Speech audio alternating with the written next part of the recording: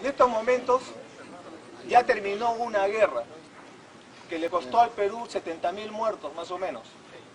El estudio más serio que se ha hecho sobre la guerra es el de la Comisión de la Verdad y Reconciliación. Podemos estar en contra, a favor, pero es lo más serio, no había otro estudio.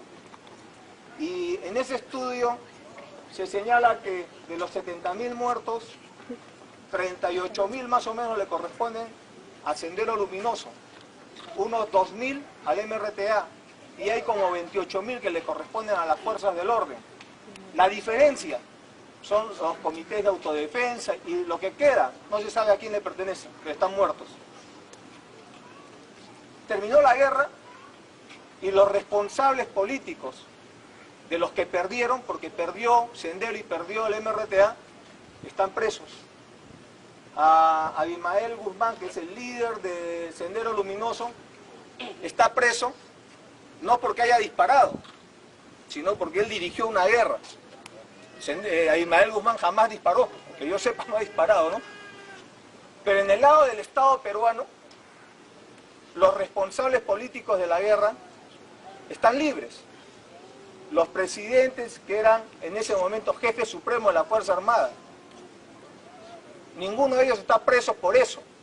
El señor Fujimori está preso por otro tema, pero no por haber dirigido la guerra. Entonces, los que están respondiendo políticamente por el Estado peruano son los soldados.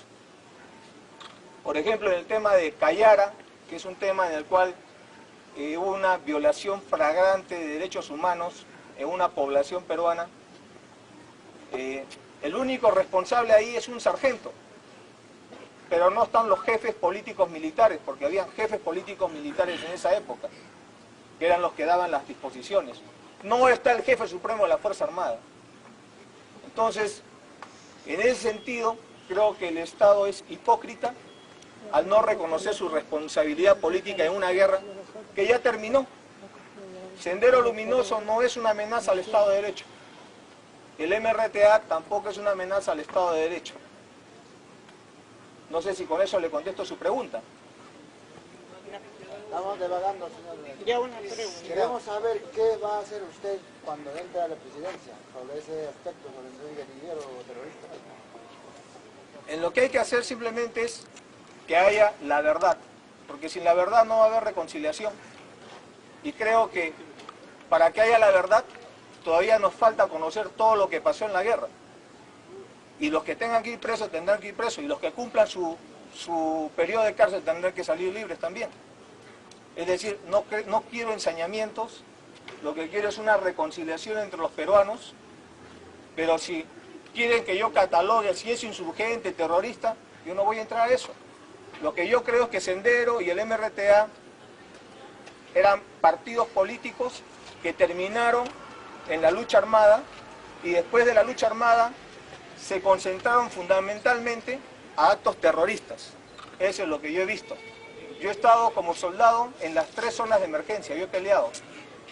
Y lo que creo es de que la metodología que más les dio réditos a estos grupos fue el terrorismo. Era más fácil por el miedo actuar que por la convicción. Y ahí viene el problema, porque en los primeros años de Sendero Luminoso entra como si fuera el Robin Hood, porque va a solucionar un tema. ¿Qué pasa? Que al interior del país, en muchos lugares no había Estado, y por lo tanto eran espacios vacíos que Sendero los cubrió. Y Sendero normaba la justicia, establecía la vida en comunidad. Pero después, cuando vienen a hacer juicios populares por cualquier cosa, se llega a sembrar el terror. Y ahí viene el fracaso de Sendero Luminoso, porque se aleja de la población. Yo les voy a contar una experiencia. Cuando yo era teniente, estaba patrullando en un poblado y llegué a un sitio y estábamos cansadazos. Estábamos con la tropa cansados, entonces había una tienda y compré más o menos 2 cajas de gaseosas. Y de ahí estuvimos tomando con la tropa y nos fuimos. Compramos, pagamos, normal. Y después, a los 20 días, he regresado por ahí y he encontrado a la chica que nos vendió la gaseosa. Le habían cortado el pelo a cero, o sea, poco, y la habían flagelado. Y no la mataron porque la gente de ahí mismo pidió clemencia a la columna subversiva. ¿Eso está bien? Su pecado, su delito fue vender gaseosa a la patrulla, que era la represión, ¿no? Le había vendido gaseosa a la represión y le cayó también una represión a esta persona. Entonces, eso no se puede aceptar. Así no se puede construir una sociedad. Yo quiero... Uno por uno. La palabra a las mujeres ya. ¿Cómo olvidar imágenes como estas que marcaron la historia más dolorosa de nuestro país? Miles de peruanos muertos a manos del terrorismo. Sin embargo, Ollanta Humala comparó el sangriento accionar de Sendero Luminoso nada menos que con el heroico personaje de la literatura universal, Robin Hood, que robaba a los ricos para darle a los pobres. Nada más alejado a la realidad. Este video fue grabado en julio del 2009 en España. Ollanta Humala hablaba así ante la comunidad peruana residente en Madrid. Para más sorpresa, Humalatazo consideró a Abimael Guzmán como un preso político. Sandra García perdió a su esposo en un atentado terrorista en 1993. Desde entonces la herida no cierra. Una burla para nosotros las víctimas, porque siendo él un comandante del ejército, ¿cómo va a decir que los terroristas o que Abimael específicamente era un Robin Hood? ¿Qué quería salvar él? ¿Quería salvar matando a nuestros familiares? Bueno, creo que revela su verdadero pensamiento, ¿no? No el que expresa cuando lee, como hizo en el debate.